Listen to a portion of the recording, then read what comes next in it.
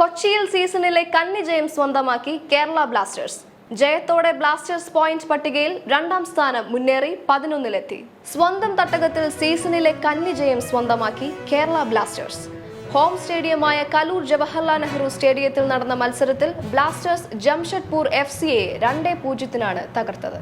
ബ്ലാസ്റ്റേഴ്സിനായി 12-ാം മിനിറ്റിൽ നിഹാൽ സുധീഷ്, 36-ാം മിനിറ്റിൽ വിപിൻ മോഹനൻ എന്നിവർ ഗോൾ നേടി.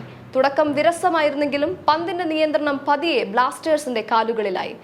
12-ാം മിനിറ്റിൽ തന്നെ മലയാളി താരം നിഹാലിലൂടെ ബ്ലാസ്റ്റേഴ്സ് ആദ്യ ഗോൾ കണ്ടെത്തി. ഇടത് വിങ്ങിലൂടെ ജംഷഡ്പൂർ താരങ്ങളെ മറികടന്ന് പന്തുമായി കുതിച്ച കെവിൻ യോക്കിന്റെ അളന്നുകുറിച്ചുള്ള പാസിൽ അജ്സലിന്റെ മനോഹരമായ ഹെഡർ. പന്ത് ജംഷഡ്പൂർ ഗോളി അൽബിനോ ഗോമസിനെ കാഴ്ചക്കാരനാക്കി വലയ്ക്കകത്തേക്ക്. ആളില്ലാ ഗാലറിയിൽ ഒറ്റപ്പെട്ട കയ്യടികൾ മാത്രം. മറുപടി നൽകാനുള്ള ജംഷഡ്പൂരിന്റെ നീക്കം ബ്ലാസ്റ്റേഴ്സ് പ്രതിരോധം തകർത്തു. സമനില പിടിക്കാൻ ജംഷഡ്പൂരും ലീഡ് ഉയർത്താൻ ബ്ലാസ്റ്റേഴ്സും കളം നിറഞ്ഞതോടെ മത്സരം ആവേശമായി. 36-ാം മിനിറ്റിൽ മറ്റൊരു മലയാളി താരം വിപിൻ മോഹനിലൂടെ ബ്ലാസ്റ്റേഴ്സ് വീണ്ടും ജംഷഡ്പൂർ വലകുലുക്കി. രണ്ടാം പകുതിയിൽ മത്സരം പിടിച്ചെടുക്കാൻ ഉറച്ചിറങ്ങിയ ജംഷഡ്പൂർ തുടക്കം മുതൽ ആക്രമണം അഴിച്ചുവിട്ടു.